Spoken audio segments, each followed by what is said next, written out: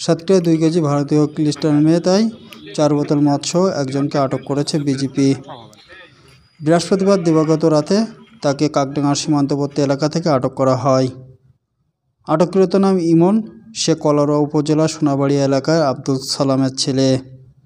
শুক্রবার সকালে এক প্রেস বিজ্ঞপ্তিতে এ তথ্য নিশ্চিত করেছেন সাতক্ষীরা 33 বিজিবি ব্যাটালিয়নের অধিনায়ক লেফটেন্যান্ট কর্নেল মোহাম্মদ আশরাফুল হক।